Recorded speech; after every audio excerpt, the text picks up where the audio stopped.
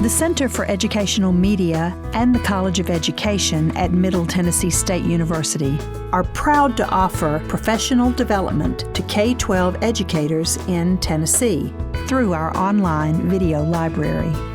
These videos are aligned with standards set by the Tennessee Department of Education.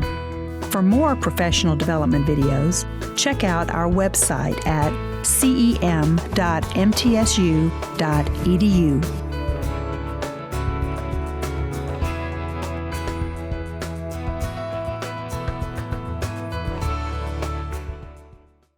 Welcome to our next installment of the collaborative we have going on between the Middle Tennessee Writing Project, the English 4500 Teaching Methods class, and fantastic teachers, and the Center for Educational Media. We have today a teacher from Eagleville School in Rutherford County, Leslie Trail, who's going to be talking about argument writing in the classroom. Thanks, Ron. So I'm really excited to be here with you today. I thought before we get too far into our argument writing, I would start by just telling you a little bit about where I teach, what my class is like, who I'm teaching, all of that good information. I teach at Eagleville School, which is a K-12 in Rutherford County. It's on the edge of Rutherford County, Marshall County, and Williamson County, to kind of give you an idea of where you would be going. The reason I mentioned that it's a K-12 school is because that's unique, right? When I go to school in the morning, my first grader goes down one hall, my fifth grader, she's sixth grader now, goes down another hall, and then I stay in the high school hall, which is the 10th grade classroom. So I teach all of the 10th graders, English 2. And the practices that I'm going to share with you today as I teach English 2 Standard, English 2 Honors, and English 2 Advanced Honors are practices that I use across the board in all levels. And they are practices that my students are then able to apply regardless of where we're entering into this work. And I think that's important for us to think about, right? That our practice can apply across all students, because that's our goal, is that we're meeting every student where they are. Now, in my standard class, I might move the pace a little bit slower. In my advanced honors class, I might add a more complex text. But when we're talking about the practices of argument writing and of putting together an argument, my practice stays the same across all of my students. So with that being said, I want to get to know you a little bit, and this is actually something I do in my classroom. The idea generated from a couple of places. First of all, I read a book by Miss Catlin, and the book talked about how she has students use Play-Doh, Catlin Tucker, how she has students use Play-Doh at the beginning of the year to make something, and then she takes a picture of the students and puts it on a Padlet. I thought, oh, that's a great idea. Well, if I'm going to start my year with the principle that argument is everywhere, we're going to start with our Play-Doh and we're going to make something that we believe, something that reflects a belief we hold. And then when we share our Padlet, our picture on our Padlet of our face with our Play-Doh, we're going to share our face, what we made, and our I believe statement. So what I want you to do right now is get out your Play-Doh, and I've got enough for each table set to divide the Play-Doh in half. And you're going to build something with your Play-Doh that represents you, an I believe statement. And then once you have built your whatever, you're going to write what your Play-Doh represents on your note card. Hey, you didn't know you would get to use Play-Doh. At the beginning of the year, my students love to come into my classroom, and I've got Play-Doh jars and containers sitting out all over the place. And you know, this is the day where typically in other classes, they're going over the syllabus. And so then they come into my room and it's like, oh, Play-Doh.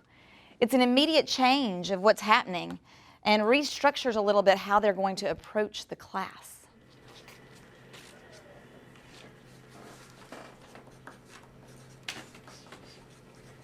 So as you're making your creations, go ahead and write your I believe statement on your card.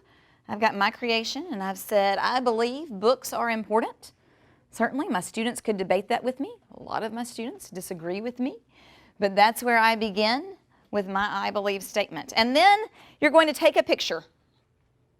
And for my students, the picture is a selfie. For our purposes here today, I am not going to require that you do a selfie.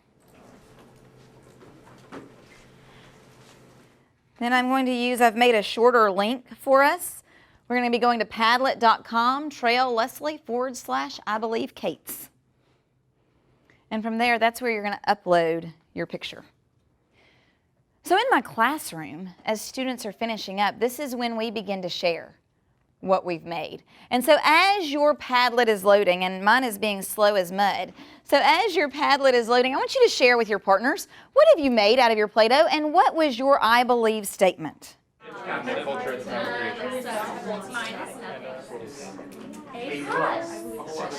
When my students go to post this on Padlet, and I know some of you are getting to that place where you're going to post on Padlet, I have them include their name. Because remember, this is an activity that I'm doing with them so that they can get, or I can get to know them. So it's important that they include their name in that. So as we can see, we've got some things coming up on our Padlet. I believe reading plus writing equals A+ success in life. I believe quirks are the best way. I believe that teachers should provide an environment that is healthy and facilitates learning. I believe that knowledge is one of them, and Shelby's still typing that, so I'll be interested to see what knowledge is. The reason I do this at the beginning, so when my students have posted their selfie with their I believe statement, with their Play-Doh, I'm able to then look at their name that they include in the title of their post, look at what they believe, what their I believe statement is, and see their face. We're on a Monday, Wednesday / Tuesday, Thursday, and then I see all of my students on Friday. So in the first week of school, I could see a child on Wednesday and not see the child again until Friday. And when I'm meeting 125 new people, to have those pictures and those statements helps me learn their names so much faster. And building that community right there at the beginning is really important. I believe that music represents a snapshot of the people that... Can you share that one with me, Ryan? Yeah, I can. A snapshot of the people that created it and their culture at the time of creation. Nice. I believe in writing as therapy. Letitia, where are you? So do I. Absolutely. So in my classroom, we would then take this, and there's a book that is full of, I believe, essays. And so I pull that book out, and we read some of those essays. And then my students use those essays from the book as mentor texts to take their statement that they started with here and write their first sample writing for me. And that's how I begin to get to know my students as people and also as writers and as students in my classroom. This is where we kick off the year, but then I immediately explain to them the reason we did this. You know, Play-Doh's fun, right? We enjoy playing with the Play-Doh, but there's purpose behind it. And in this case, the purpose is a foundation in argument writing. So we know that the Tennessee rubric says that you have a 1 out of 3 chance that at the end of the year, when your students go in to take their formal TN Ready assessment, they're going to get an argument paper. And when they get an argument paper, we know that the state is going to look at their focus and organization, their development, their language, and their conventions. And so we can break that down, and we know from looking at the state rubric that how they're introducing their claim is important, but also in an argument, it's important that they have a claim. And at the beginning of the year, my students often start with statements that aren't claims at all. They're facts. So when we start with an I believe, we immediately start the discussion of this is defensible. You can defend what you believe, and it's debatable. Just like I said, I believe books are important. I'll have students say, I don't believe books are important. Books don't matter to me. I've got video games to play. I've got football to play. So it's debatable. And we begin our discussion and argument on day 1 with the principles of we have to have a claim. It's got to be defensible and debatable. And that's going to tie us to the Tennessee State rubric. That in order to have a focused and organized paper, we have to have a claim. So on day 1, we've already started developing focus and organization. And then everything that we do as we begin to look at texts and layer texts and think through a variety of texts will help us move through the focus and organization and development strand. Now that leaves 2 other strands, right? Language and conventions. So I work those in as we're teaching the writing, not necessarily as completely separate entities. We'll talk about grammatical things. We'll talk about language expectations as we're working on the writing, often as I'm looking at their individual writing. Questions so far about why I would start with Play-Doh, or thoughts about this activity in general and how it begins to introduce this idea of claim? Right. Seeing none, we're going to continue. So argument is a key part. It is the part of the National Writing Project's C3WP program. And C3WP stands for College Career Community Writers. And so the idea here is that reading and writing get better with practice. And in order for reading and writing to get better with practice, we have to provide opportunities for our students to practice. So several years ago, I guess it's been about 4 years ago now, when we began working with the C3WP program, and I began working with Dr. Cates on that program, my philosophies on how I teach writing changed also.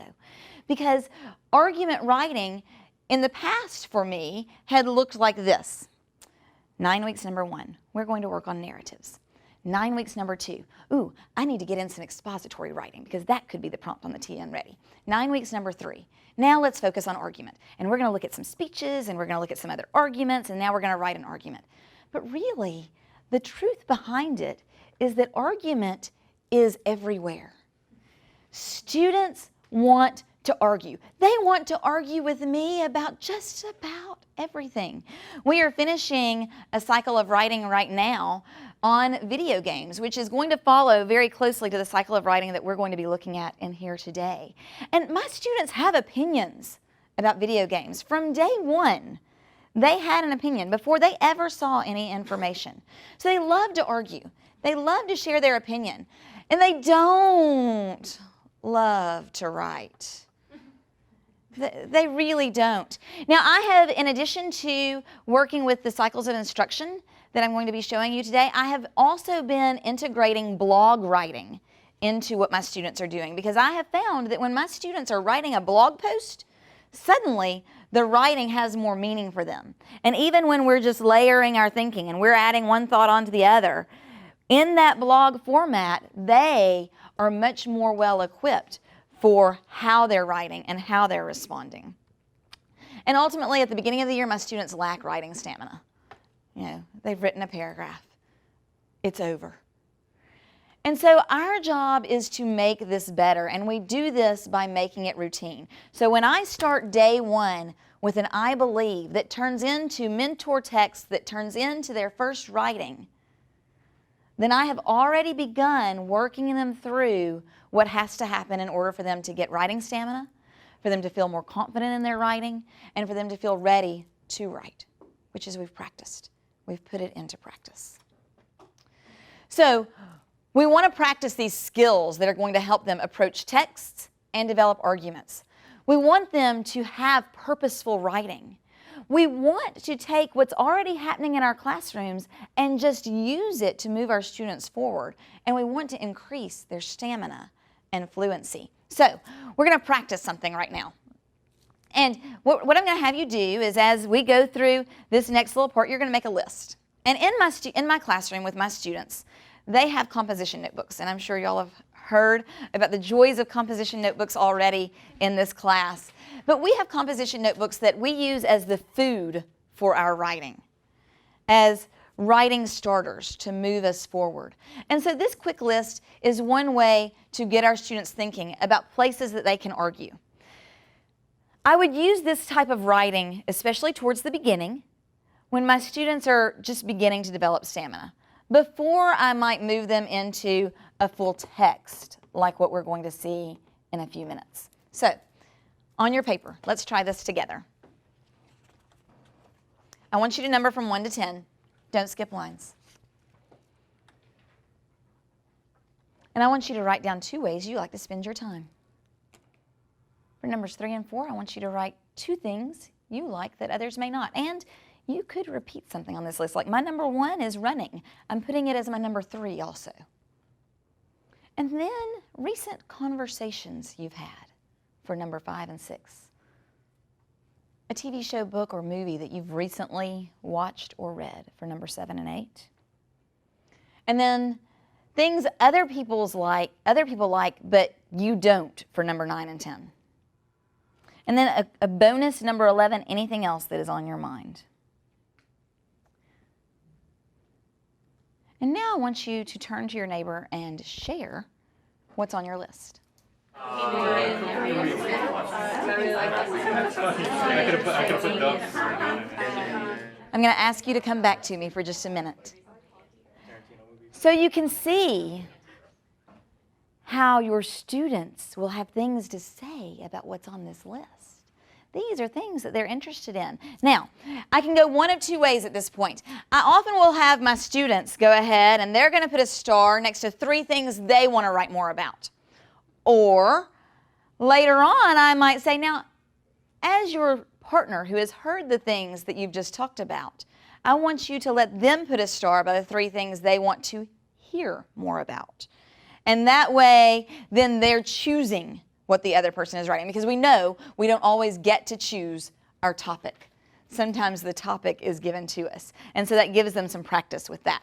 But for today, right now, I want you to go ahead and put a star next to 3 things that you have more to say about. And remember at the very beginning, we said that one of the things our students struggle with is writing stamina. And at the beginning of the year, when I tell them that we're going to write for a couple of minutes without stopping, that sounds painful for them.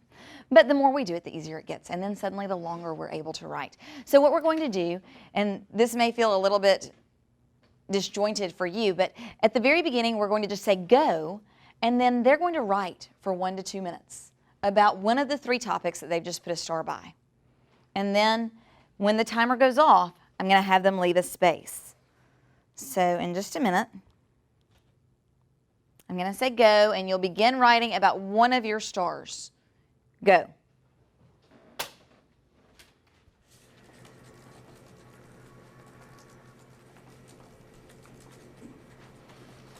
Stop. You're going to leave a little space, choose another topic that you've starred, and go again.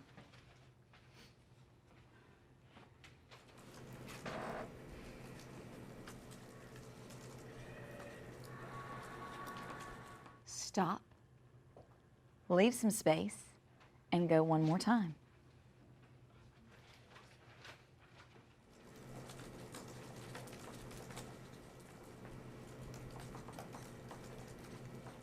Stop.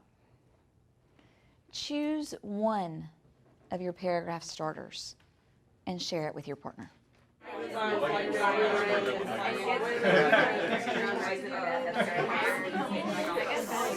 So what you're experiencing right now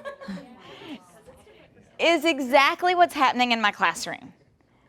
My students are thinking, then they're writing, then they're sharing, then they're writing, then they're thinking some more, then they're sharing, and we loop that. And sometimes the look that they give me when I say, and now you're going to find your such and such partner and share what you've just written, they're like, oh, we got to share again. And then some of them, and this happened in here, some of you were finishing before some others, and what typically will happen in that time is that then they just start talking about the topic. That's not necessarily a bad thing, right? Because we know that our students want to argue. And once the words have come out of their mouths later on, it's a little bit easier for them to put them down on paper. So if I were to be working on this in class with my students, at this point we would choose one of those 3 topics that we felt the most invested in. And then earlier I said that I've got my students blogging. They would go into that blog and take that topic that they're the most interested in, and that would become a blog post that then they would share with me. So I'm not going to look at every single thing that they've written, because if I started looking at every single thing that they've written, I wouldn't have time to give them the feedback or to work with them on their claims. And I'm just looking at the thing that they're most invested in.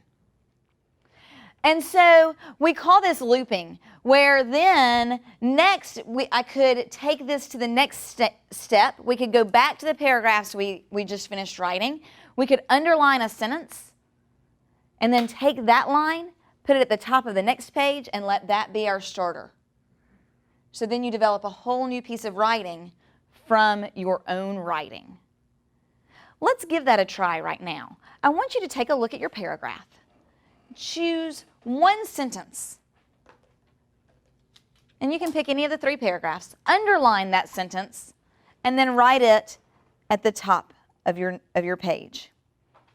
For example, I'm going to underline one of my sentences from my running paragraph, and the first sentence of my new writing will be, I still lace up my shoes today. And that's where I will begin writing. So you'll choose your sentence, you'll write it at the top of your page. We're going to push a little bit to dig a little bit deeper into this topic. I'm going to give you just a couple of minutes. You may begin.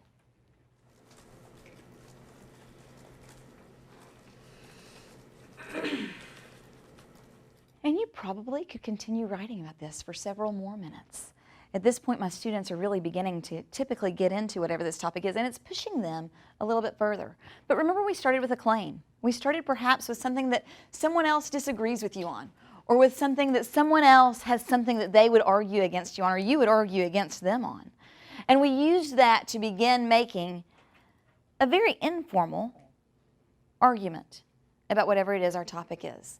And we're beginning to engage our students so that they're feeling a little bit more comfortable in writing argument. Now, we're not going to do this particular quick list, but certainly we could then get our students thinking bigger. 2 issues that affect the world, that affect the United States, that affect your state, that affect your school or community, that affect you personally. And so now we're really getting into what are those things that I believe? What are those claims that I have about these issues, these bigger issues that affect the world? As we do this process, this thinking, then writing, then partnering, and then sharing to the larger group, our students are getting more and more comfortable with sharing their writing. And that's important, especially in the beginning of the year, because we're going to begin tackling topics that are harder and more complex. And so your students will be having conversations that may be taking them down completely different paths. And so I wanted to show you what my students are doing as far as their writing. And I'm actually going to show you the one that I'm making, because if you noticed, as you were writing, I was writing. And that's what happens in my classroom with the argument. As they're writing, I'm writing. And then I'm sharing my mentor text with them. And we are, in my class this year, as we are layering and thinking about different topics, putting some of our formal thinking into a blog. Because as I said earlier, my students feel more vested in that. It's like, oh, my writing's going somewhere. It has more meaning to them than when my writing is just staying in this little area. So I want to show you the blog that I've made. We're talking about, in my class right now, we've been looking at video games. And this is the process that in just a moment we're going to encounter together as we talk today about reality TV. So I started my students with let's just write about video games. When I tell you video games, write what you think of. And so they came onto their blogs and they wrote what they think of when they think of video games. And then they looked at an infographic, and we wove our thinking about video games into what the infographic was sharing with us. And then they looked at 2 articles and they wove that in. And then they finally got to the point where they needed to write their argument about video games. And across my room, as I walked around to see how they were writing their arguments, their essays, they were going to their blog and they were pulling their thinking that had already happened to support what it is they now think about video games. So if you are interested in creating a student blog, I want you to just go to Weebly.com, Weebly.com. And I'm going to walk you through, just so you know how to create a blog, what this looks like, because this one was a little bit different, but it is the one that when I went to my tech coach and said, hey, I'm interested in doing this, this is the direction she sent me. When you go to sign up, you have to put in, the student will put in their email address, their password. Well, here's the thing that I had my students do. Because students will sometimes type their email address in wrong, I can't retrieve this for them. Once they set it up, it's theirs. We got our phones out and we took a picture of this screen. so that, in 2 days when they come back to log into their blog and they've left out a letter or something wasn't quite right in the email address, they could still log into their blog. So then they set up the blog. And as they set it up, it's going to ask them, and I've already set mine up, but it will ask them if they want the paid or unpaid version. Do they want to sell stuff? And I had to make sure that they said no, they didn't want to sell stuff. Because if they said they wanted to sell stuff, then they have to pay for their blog. So that was a really important thing for me to know. The other thing, when they would come in to edit their blog, they're going to click Edit Site. And when they first go in to set up their site, their blogs had a ton of pages. So we went to Pages, and we limited it, so the only page they have is blog. They deleted all of the extra pages because they don't have a store. They're not trying to track anything. We're just creating a blog. And then at this point, they were able to build, as we work, with each argument piece that they're adding, they would write a new post, and then at the very end, they'll share those posts with me so that I can see their thinking. And then they're using that thinking to help them with their formal writing. Which brings us to the place where we're ready to begin our thinking. And so when we look at a cycle of writing, we're looking at how we can layer texts. And in my class with my students, I want to find texts that they're going to have some buy-in. Often, I will find texts that are nonfiction that connect to what we're reading. So for example, we've just finished doing our first argument on video games. Our fiction piece that we've been reading simultaneously has been Fahrenheit 451, a book about being addicted to technology and burning books.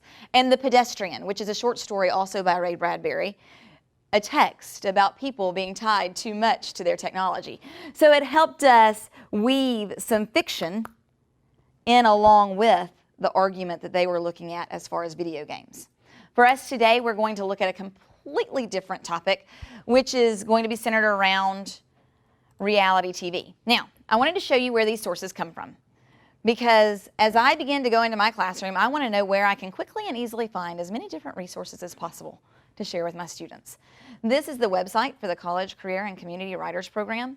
It is embedded in this presentation, so I will send my PowerPoint to Dr. Cates, and then you will be able to have that link and use that link. But I go to the Instructional Resources tab, and I teach high school. So I click on Secondary. And you will notice a lot of what we're talking about here is going to be built in to this. Creating a culture of argument, writing, civic discourse. The activities that we just completed came from these first two topics right here, writing into the day to jumpstart argument and creating a culture of argument. But then the lesson that we're going to dig a little bit deeper right now into is writing and revising claims. Now, if you as a teacher decided to use these resources, when you click on these skill sets that you want your students to have, which this first one is writing and revising claims, you are taken to a lesson. And you can see that we had two sets of sample text sets. We had the video games, which is the one I've been referring to that's been happening in my classroom, and we also have reality TV. The things that you're going to see us doing today with these text sets are repeated throughout the different cycles of instruction.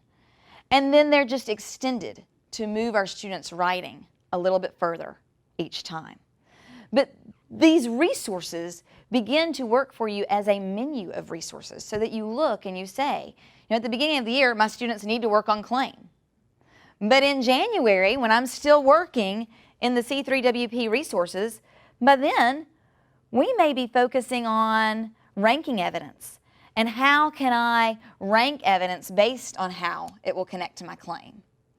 Certainly, some of the conversations that are happening in these cycles of instruction still will be happening here. Because as we said at the beginning, becoming good writers, becoming people who can create strong arguments takes practice. and takes time. I can't just come into class, pick one of these cycles of instruction and say, check, I've done argument for the year. We're ready for that on the TN Ready. Or better yet, they're ready for that when they get into the real world and they want to argue why they need a raise. We're going to practice this all year, and that's why you see so many cycles of instruction. So today we're going to be focused on writing and revising claims, and you have received already some texts. Before we get into those texts, I always start my students just thinking about the topic because we have stuff to say, right? My students have stuff to say. So I'm going to give you just a couple minutes. Jot down, what do you think about reality TV?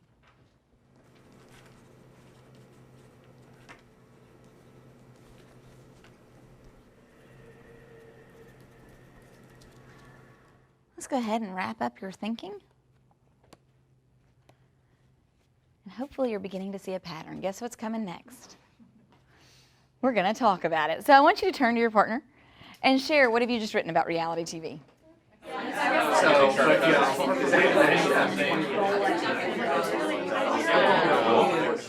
Once we have started our thinking about reality TV, now we're ready to start layering text. And with every cycle of instruction that I'm going to look at as far as argument writing or any writing goes, we're going to layer text. We're going to look at a lot of different things. And sometimes our text might be a picture. Sometimes our text is an infographic, just that picture with a little additional information. Sometimes our text is going to be articles. But we're going to look at a lot of different pieces of information so that my students can begin to see that a good argument is going to be based not only in what do I think, but now what can back up my thinking? And this is where, as a teacher, I kind of put that, what is my goal in this particular cycle of instruction? So with every cycle of instruction, I have to be very intentional about what is it I want my students to be able to walk away from? What should they be able to do when I get to the end of this cycle of instruction? So that then, when I move into the next cycle of instruction, we're just moving that goal forward, building one cycle on the next so that our argument and our ability to make arguments improves with each writing cycle. So on the same day, probably. I love it. Like, it's an out loud reaction. Oh. On the same day that we've written what do we think about reality TV, I'm going to stick this picture in front of them. And now I'm going to say, now let's write about this. And so you can see that they're now going to take this and get much more specific in their thinking.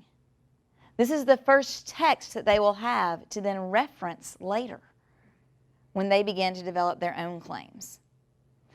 So I'm going to give us maybe 30 seconds just to write down a sentence or two about this picture. That way you'll have it as we move forward. My students would have a good length of time to write about this picture, 5 minutes or so.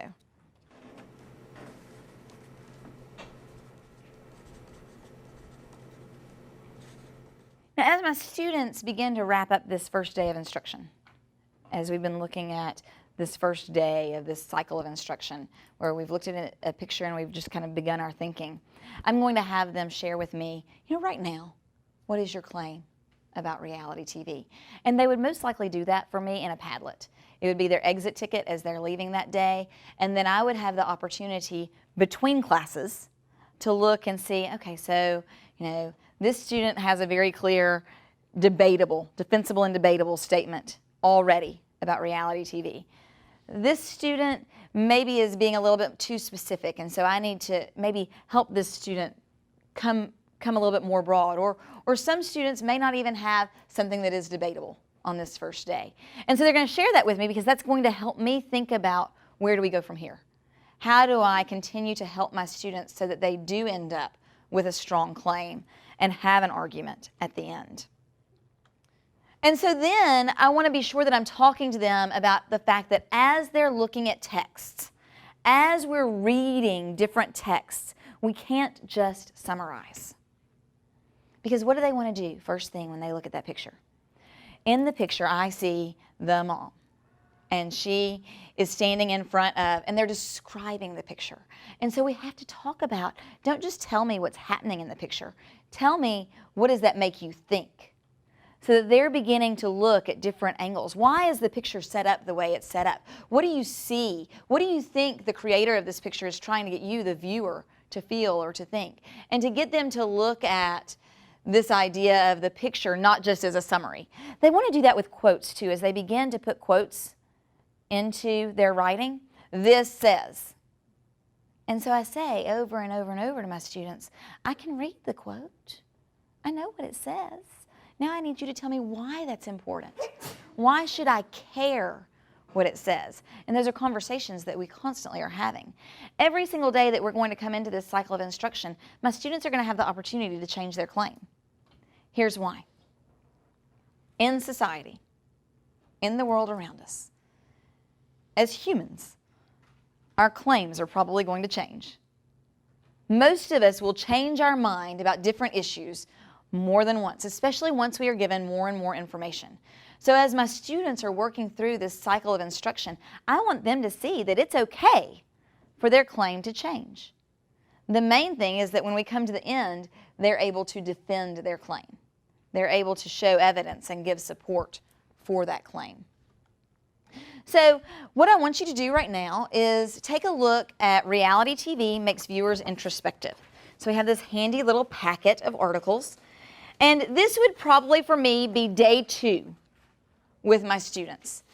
And in this first cycle of instruction, I am just wanting my students to begin to feel comfortable with this idea of, let's look at a text and find some facts. Let's look at a text and find some things that help me with my thinking. And so they're going to read the article with that in mind. And so I'm going to give you a few minutes to read this article. And I want you, just like my students would, to code the text with an F for fact and put a star by key insights.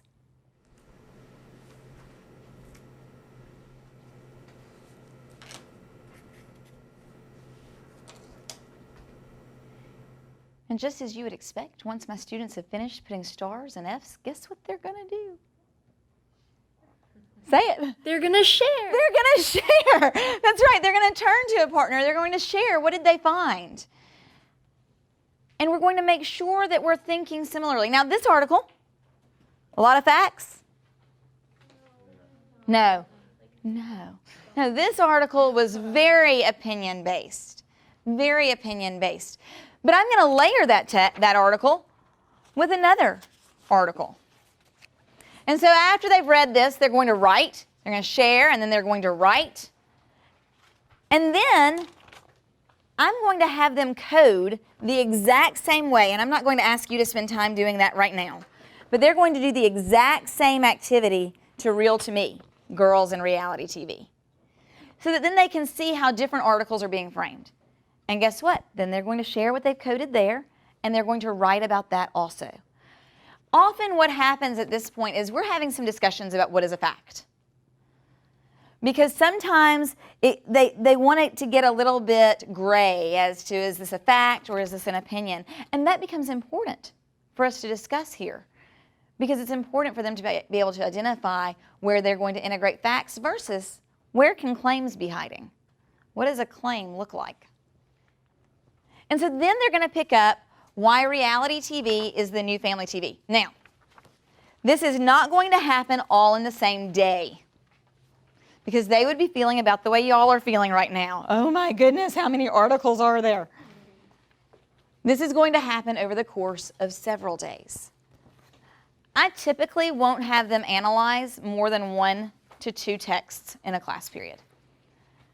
And earlier I told you that I see my students on Monday and Wednesday or Tuesday and Thursday. So that means on those days it's 90 minutes. And the way I'm dividing my class up is we'll spend 45 to 50 minutes in our argument, and then the other part of the class in our literature. So we're dividing up what's happening. But as we look at this text, I'm going to have them code it. And by now we've talked about what is a claim, right? We started talking about what is a claim on day 1 with our I believe statements. We're going to code it for what claim is being made. What are the reasons that this article is given for the claim? What evidence or explanations can be found? and what is the counterclaim. So I'm going to give you a few minutes to do that with this text.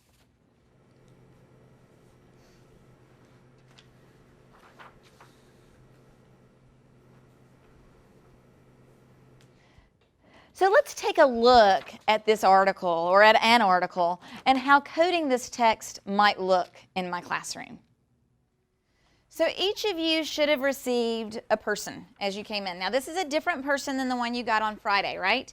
The one you got on Friday is the one that we'll be researching. And later today, as we get into rotations, you're going to have time to work on that research. But this person's name is a person that we're going to follow through our Holocaust unit.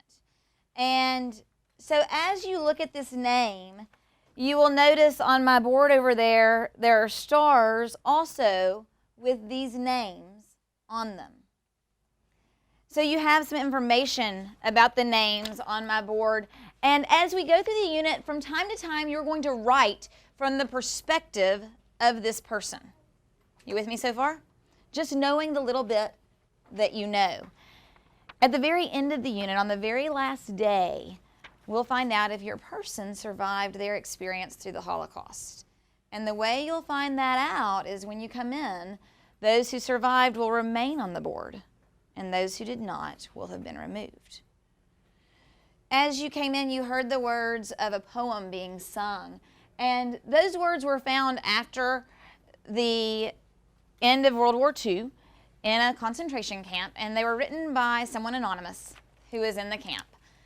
And the words said, I believe in the sun even when it is not shining, and I believe in love even when there is no one there, and I believe in God even when he is silent. And then they go on down to, may there someday be sunshine, may there someday be happiness, may there someday be love, may there someday be peace.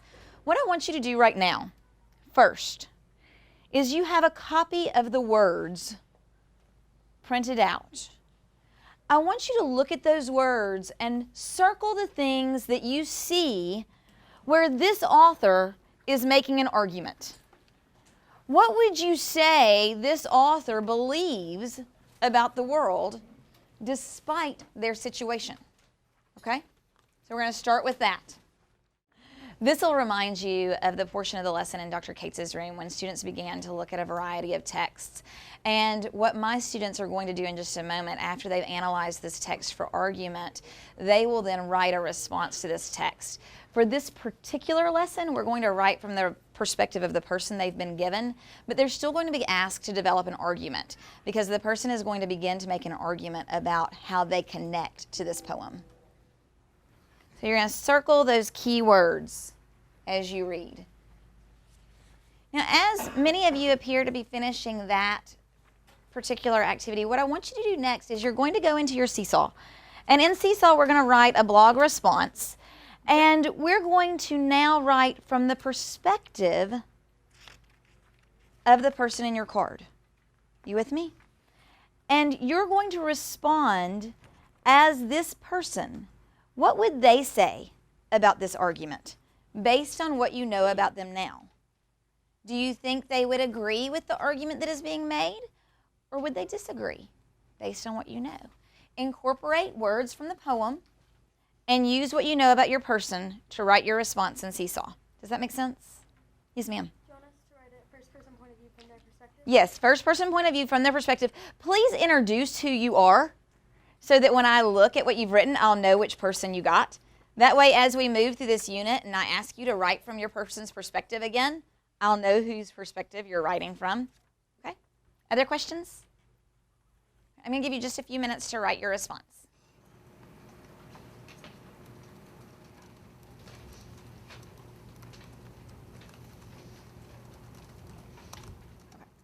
All right, so in your small table groups of 3, so your short tables, we're not going to get up and go to our author partners right now, but in your short tables, we're going to share what you've written. So I'm going to give you just a few minutes to go ahead and share what you've written. Guys, as you're listening, I want you to listen to make sure that you hear evidence from the poem, but that you're also able to know a little bit about why this person would agree or disagree with what we've read. And then I'm going to ask for just a few people to share theirs to the class. So if you hear one that you're like, ooh, this one needs to be shared, encourage that person to share theirs, okay? You may share.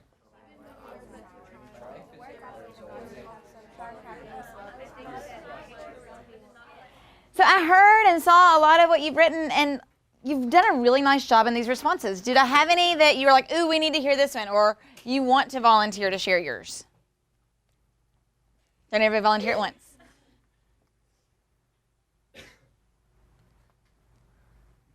Thank you. I liked lyrics. Okay. I believe in love because as a child, all I know is love, and I can't help but let love overflow in me.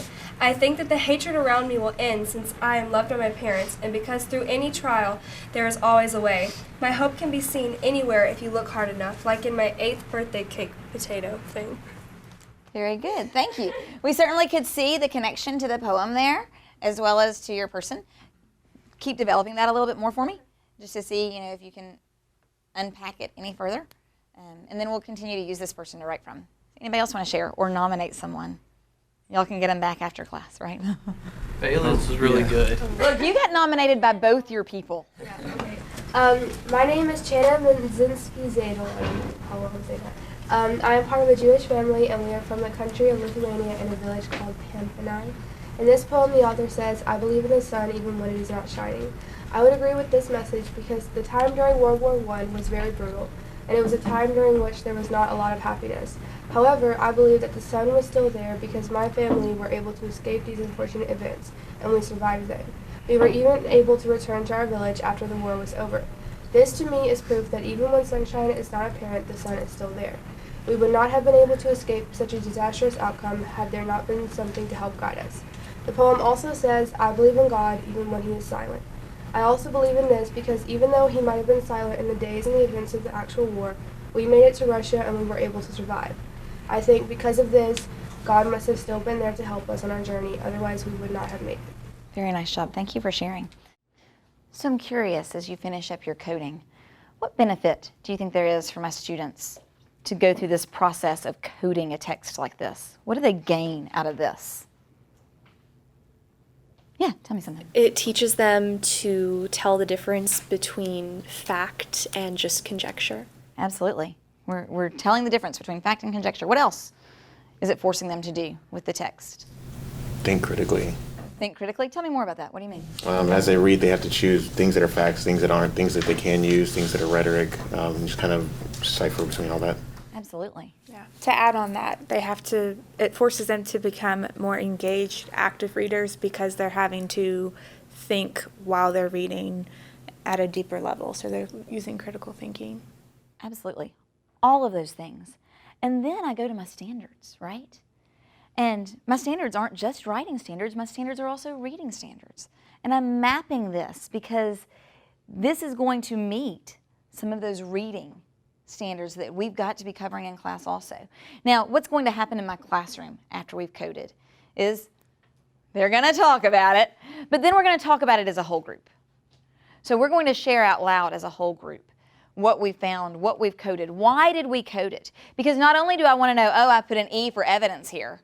Well, why did you decide that was evidence? So they have to explain that critical thinking and justify what's happening here. Now, a lot of my students at this point are going to say, hey, time out.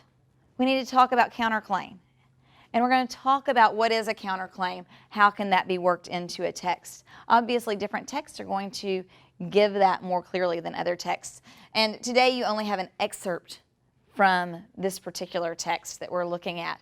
But certainly if I were working with my students, they're going to be dealing with the whole text and coding the whole text.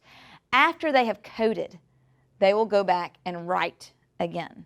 So because I want us to be able to work towards what we're thinking about reality TV, I'm going to give you just a couple of minutes to write about, after reading this article and the article prior to this, because we can handle more than one article in here. What are we thinking right now about reality TV? Let me say this before we write. These cycles of instruction that you're experiencing with me right now, experiencing this like the way my students would experience it, is something that I do for my own practice. So when I go in to teach a cycle of instruction like this, I may go to the C3WP website and I may pull the resources off. But before I present the material in front of my students, I'm going to work through it, just like you are today. Why do you think I need to do that?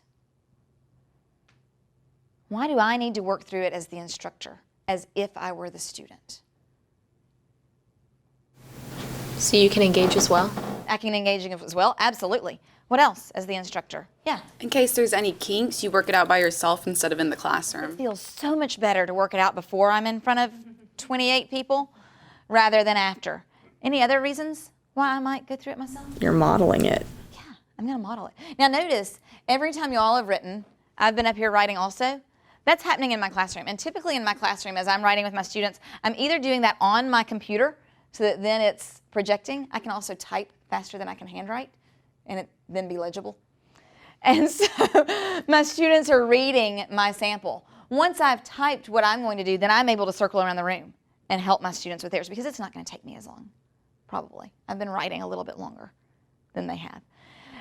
And then I'm experiencing it once again with them, now in my classroom, so that if there's something we need to change or adjust, we're doing that. So I'm going to give you just a few minutes to write in response to these two articles. And what I would tell my students at this point, I would say be sure you work in some evidence from the text, and I would model how to introduce the text and make sure that they know how to do that.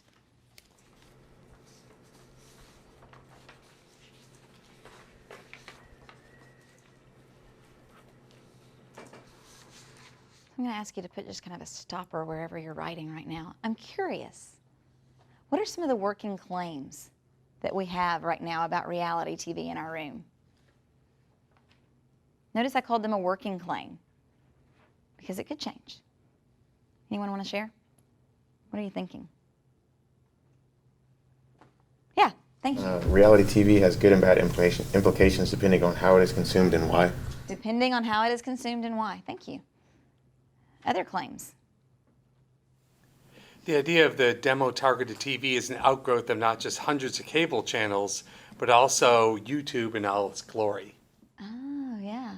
You know, we bought Nutella just this week because of YouTube. My youngest child has been watching Nerdy Nummies or something on YouTube, and Nutella was advertised. What in the world? What in the world? Yes, it's everywhere.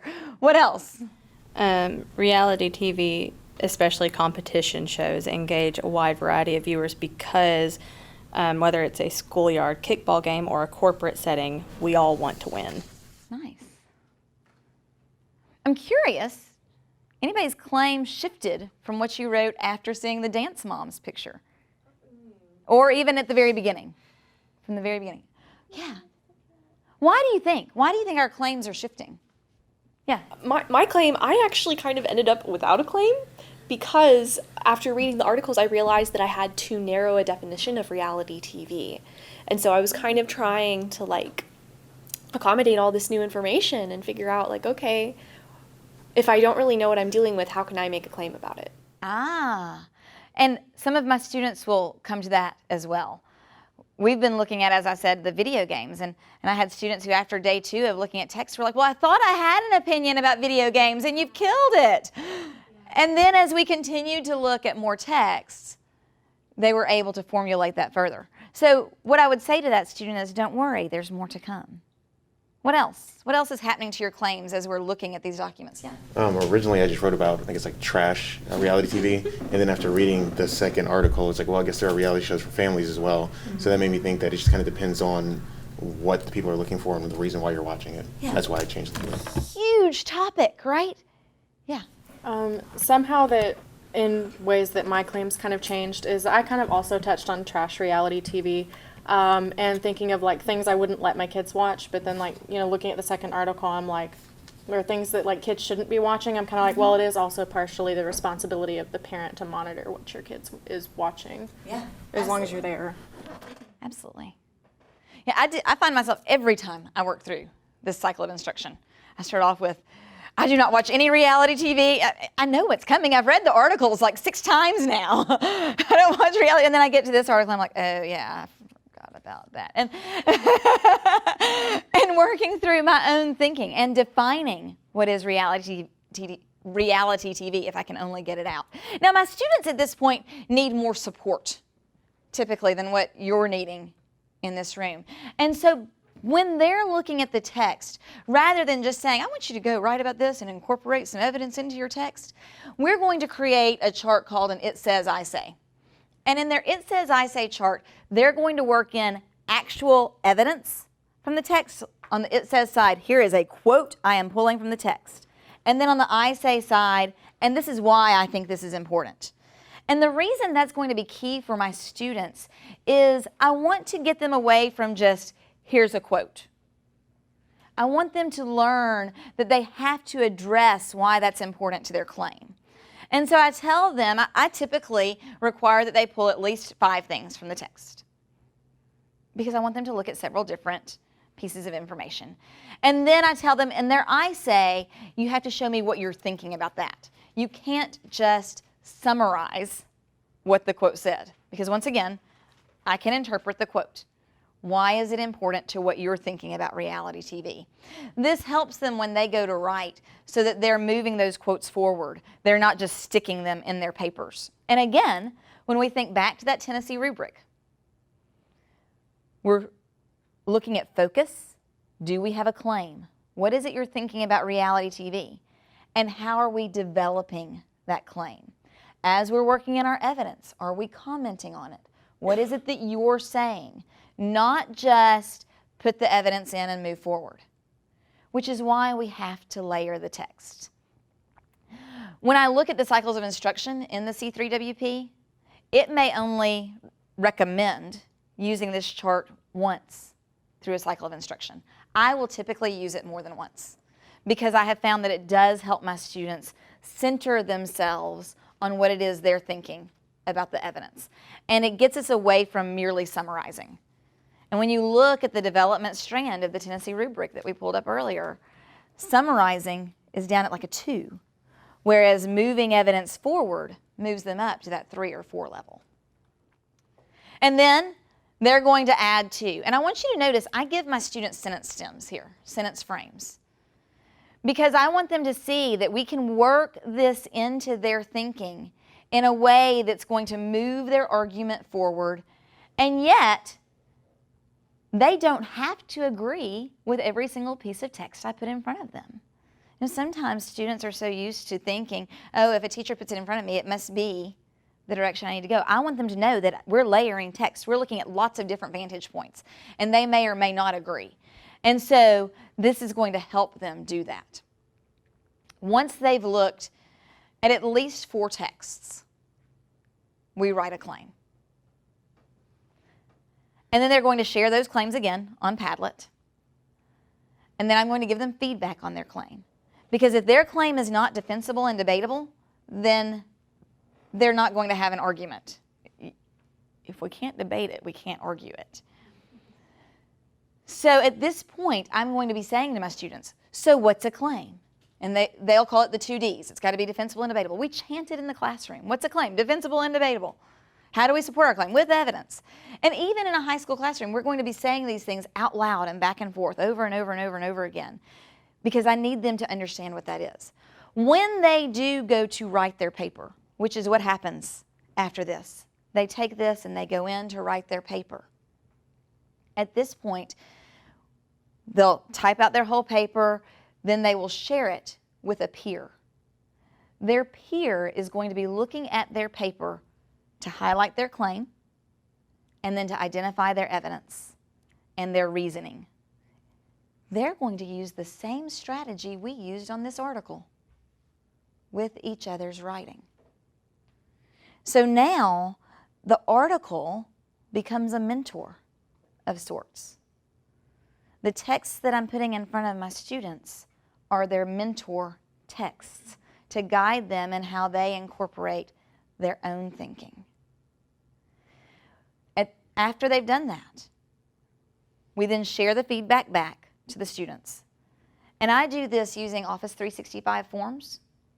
And if you've ever used Google Forms, it would work very similarly, where each student will fill out a form answering very specific questions about their peers' papers.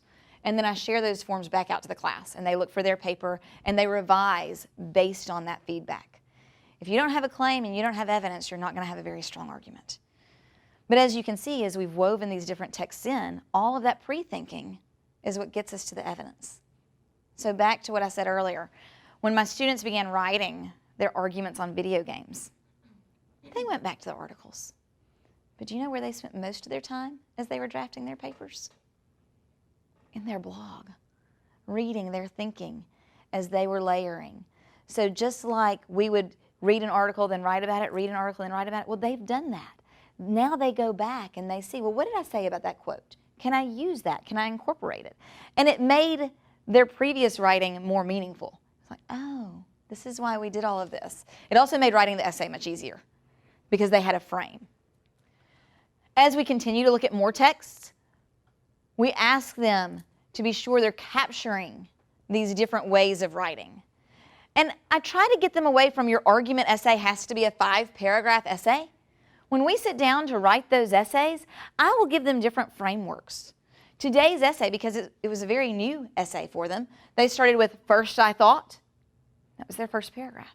This is what I thought about video games at the very beginning. And then I learned, and they began to incorporate their evidence and comment on their evidence. Now I think, and they developed their claim. That's a much different essay than a 5-paragraph essay.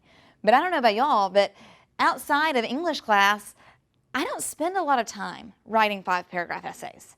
And if part of my job is to prepare my students for writing, as I teach them how to argue, I need to teach them how to write outside of the constraints of 5 paragraphs. Maybe some essays are 3 paragraphs. Maybe some essays are 8 paragraphs. But depending on what it is I'm wanting them to do and where we are, that's going to guide their argument writing. Now, you'll notice in this frame that I've given them, I've taken away some of the I thought. That helps us with that language strand in the Tennessee rubric. By saying originally it seemed, I have a little bit more formal language. And so as I'm giving them frames, I'm trying to help them think about where does that fall on the state rubric. So I want you to think about this philosophy that we've talked about today. We thought about it at the very beginning. What do you think about reality TV? And we wrote about what we thought, and then we talked about what we thought, and then we read about it. And then we talked about what we read, and maybe we coded what we read, and then we thought about it, and then we wrote about it, and then we repeated. And then, as we worked through that, we formed our claim, which led to our paper. So now that my students have done a little bit of writing, let's take a look at how they might be assigned to a partner and then share that writing with their partner. And then I want you to look a little bit further as how that conversation moves forward after the sharing. So as you know, today we're kicking off this unit, and there are some skills that we need to practice and to learn before we really get into looking at a lot of the literature of the unit, before we start reading our text and analyzing our text too deeply. So today we're going to do 4 rotations. Actually, not today. Today we're going to do 2 rotations, and then we'll finish the other 2 rotations tomorrow as we begin our introduction. So if everyone at this time could go to Teams and open up your Holocaust Day 1 rotations. So in Teams, you're looking for, it's on tomorrow's date, it says Intro to Holocaust, Rotations Day 1. And we're going to open this, and I'm going to talk through the 4 rotations, and then I'll tell you which group you're in. You'll need to know what each rotation is doing, because eventually you will be doing that rotation. So group 1, you're going to be looking at the rhetorical triangle, and you'll be being introduced to some terms to help us analyze rhetoric. We've been talking about rhetoric all year. Every time we talk about argument, we're talking about rhetoric. We're just going to give you some additional ways to analyze that today. So you're going to be choosing one of the 2 play posits that have been assigned. You're not watching both of them, you're choosing one. You will get a daily grade for that work. If you don't like the daily grade that you get on that work, then you can recover credit by doing the second one. This is probably the shortest rotation. If you finish this rotation early, you can go ahead and begin your rotation for group 2. Group 2, you're going to be in a Nearpod, and this Nearpod is going to take you a minute. Just like with the last Nearpod we did, it'll be student-paced. Be sure you're submitting your answers after each question so that you don't lose any of your work. I do not expect you to finish your Nearpod today. Tomorrow, after we've made it all the way through all of the rotations, you'll have one 30-minute segment of student choice. And during the student choice, if you didn't finish your Nearpod and you want to work on that some more tomorrow in class, you'll be able to go back to that. The Nearpod is not due until next Tuesday. But this Nearpod is going to introduce 3 different units, really. Rhetoric, which, like I said, we've been talking about all year. We're just going to add some more technical terms to that discussion that we're having about argument. The second unit that you're going to be looking at is author's perspective and how history influences the author. Because as we go through our Holocaust unit, we'll be looking at the skills of all 3 of those. If you're in the Nearpod unit, you will need your textbook. There are extra textbooks on my bottom shelf over there. Once you get to that unit, if you didn't bring yours today, just go grab you one, okay? Rotation 3, on Friday we were in the library and you received a person that you were going to research, right? Not this person, your other person that you're researching. You're going to work on that research project in group 3. So you'll be in your data sheet, you'll be working on your works cited page. Be sure you're including your parenthetical citations with all the research that you find. Remember, your data sheet and works cited page are due when? Yeah, next Friday. Your data sheet and works cited page are the first part. They're due next Friday. And then we'll have your presentations after that, okay? Group 4, you're going to be analyzing an argument that was made by Elie Wiesel, who's the author that we're going to be reading as we look at night. The text is a speech that he gave called Perils of Indifference. And so we're going to be analyzing that text specifically for claim. We're going to mark, when you find the claim, we're going to mark the claim with a C, and we're going to mark evidence with an E. And that way you can begin to look at how this argument was structured. Because just like we're seeing these authors make an argument, and we'll be layering and looking at lots of different arguments as we move through this unit, guess what y'all are going to do? Oh, come on, Yeah, we're going to make an argument because arguments everywhere. And so this is going to be the beginning of the foundation of the argument that you're going to make. Questions about any of the rotations that we're going to be doing today? All right, so here's how we'll break this apart. You're going to be group 1 for today. These 2 tables are going to be group 2, group 3, group 3, group 3, and then this set is going to be our group 4. And then after 30 minutes, so you'll be 30 minutes in this rotation. In 30 minutes, you'll move to your next rotation. Does that make sense? Does anyone have any questions before we begin? Group 4, the other thing that you will be doing is looking at your draft of your new ending in Pit and the Pendulum. So before you get into Perils of Indifference, I want you to open those new endings, and I'm going to tell you who to email them to, and we'll talk about how you'll do that peer review, okay? Questions, group 4? All right. If there are no questions, let's move forward and get to where you need to work. Group 4, I'll be meeting with y'all. This is your copy. This document that I'm giving you is Perils of Indifference. When you finish with your peer review or your revisions, you're going to get straight into this, and you're going to start reading it to analyze it for claim and evidence. First, I want you to open your new ending to Pit and the Pendulum. You're going to copy it. Since you don't have yours, you'll start here, okay? Haley, I want you to send yours here, send yours here, send yours here in an email, send yours here, send yours here, send yours here. You, send yours to Haley, okay? Thank you. And then what I'll do is I'm going to come around and meet with you.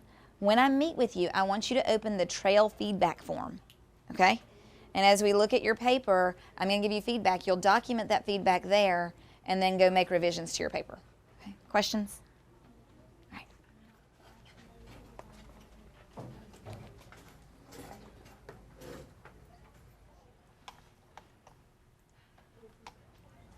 So I'm going to open up your paper.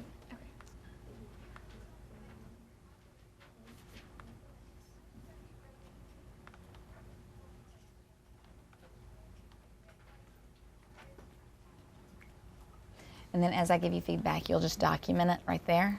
Okay.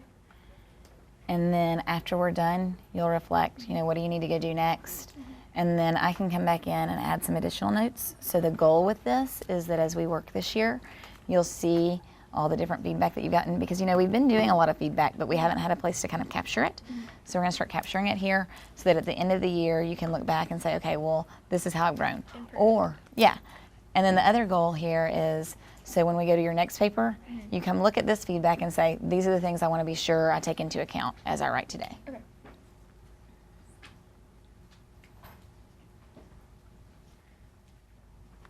Have you already turned in your new ending? Yes. Okay, so if you want to make revisions, you'll just hit undo, turn in. Okay. Yeah, the date that was on there was primarily for a draft, so that when you came in today, we would have something to look at.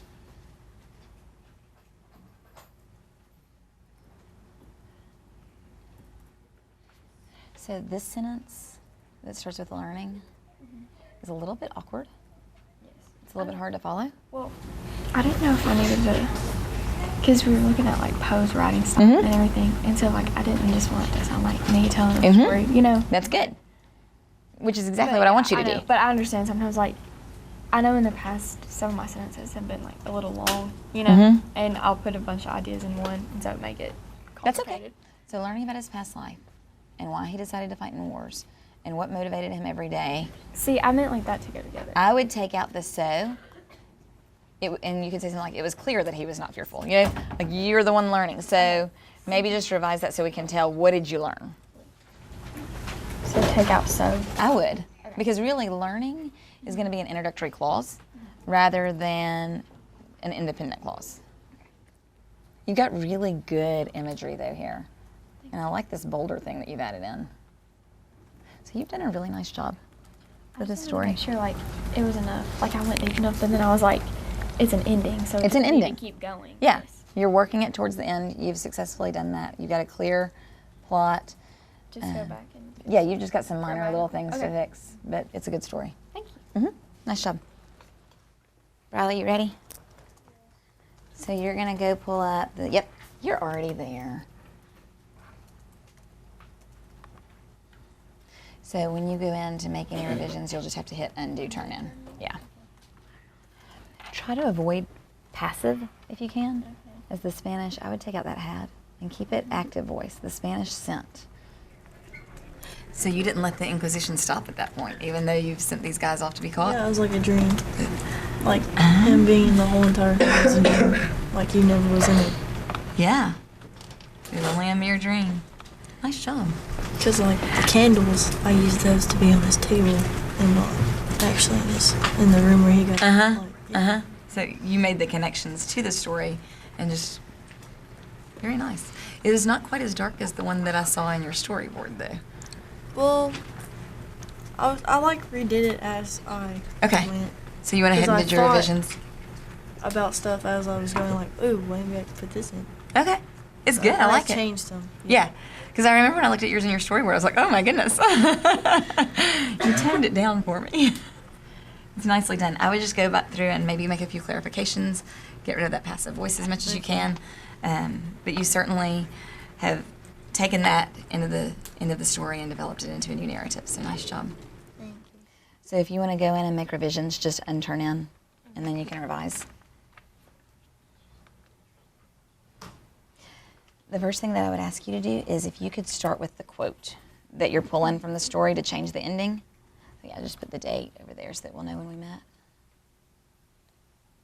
You know, we've done this so many times with other works, and I was like, I have no way of remembering what we talked about. So this is going to help us. Yeah, that number lock here. You're up at the top. That's good. All right. So yeah, so start with your quote. Okay. So remember, we're wanting to stay true to Poe's style. So the story was set during the Spanish Inquisition. So you want to keep that setting the same. And so part of that is going to be the time period. So what might they have used instead of lights? How could you revise that? Yeah, there you go. Nice. I like that word to describe how he slipped out, because, you know, that's tying back to some of what we talked about with the pedestrian, where you're creating that image. So I want you to go back, add that quote, make sure you're true to the style of Poe, and then see how you can break this, because you've got kind of one really long, dense paragraph, and you've got some places that he makes transitions where things change.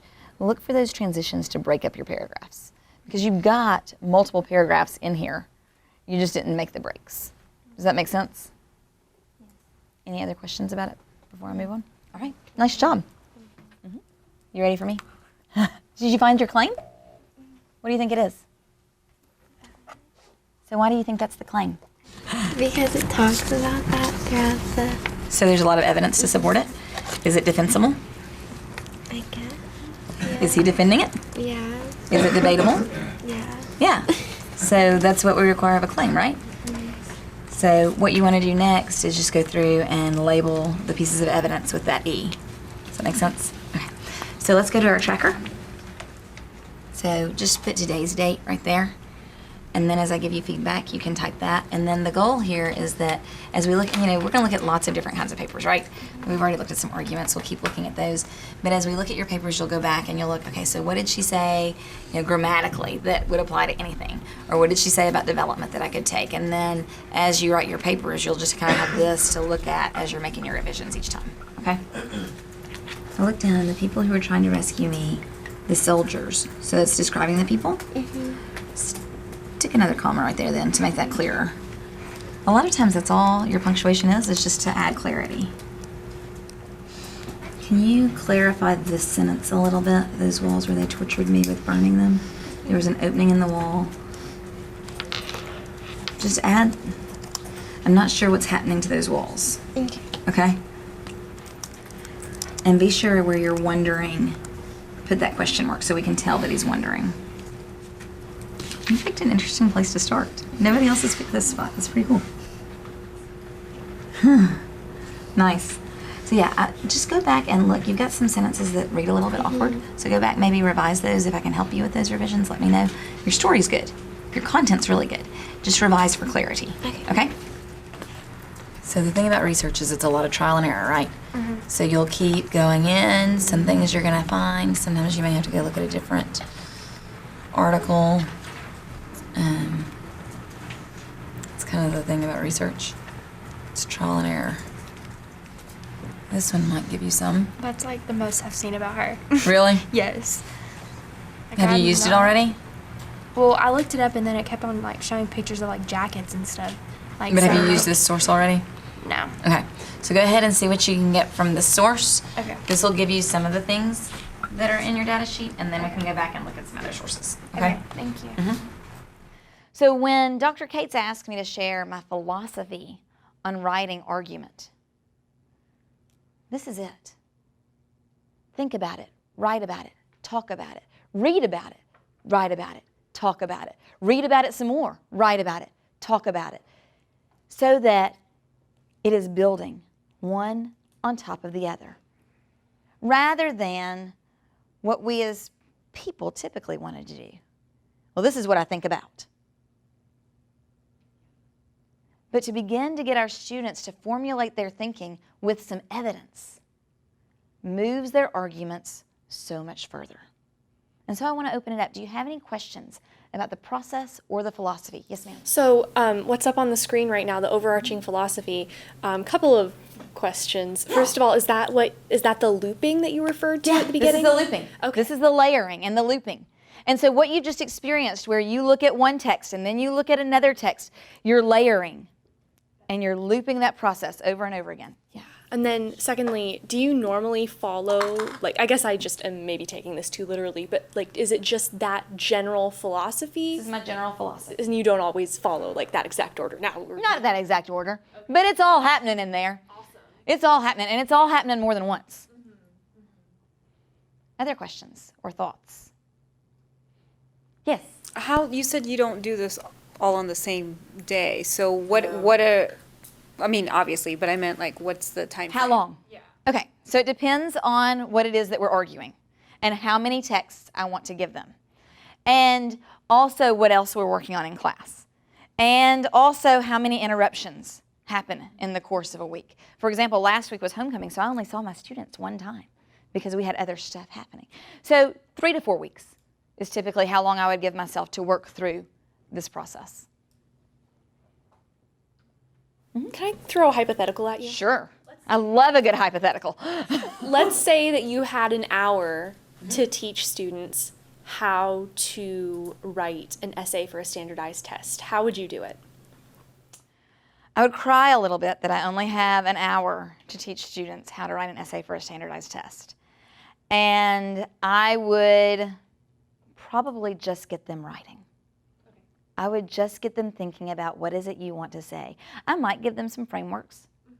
Like I showed you a moment ago. You know, a framework for this essay could be, originally it seemed, but then this happened, and now I think. So I might give them some frameworks, but really I need them to experience some writing. I need them to experience working in evidence. And so I cannot think of a time where I've only spent 1 hour with a student. Okay, well, I ask because I do tutoring every week for the high set test, and that's kind of what we have to do sometimes. Wow. Wow. So yeah, I would try to push them through to experience as much of this in a mini process as possible. We really spent about an hour on this. So it was way condensed, but that might be a direction to try. Other questions? All right. Guys, I want to thank you for your time today. I've enjoyed our time together. I've enjoyed the work that we've done here. I've enjoyed sharing with you a little bit about argument. And you know, I think, and I hope that you've noticed that not only is this talking about argument, but this is talking about my philosophy on how students are reading. We're reading and we're coding. I'm giving them copies of text, whether it's fiction or nonfiction, and we're coding those texts. It's also my philosophies on writing. They write, I write. We share our writing. It goes beyond just argument. It becomes a general framework for what's happening in my room. And so thank you for being a part of that today.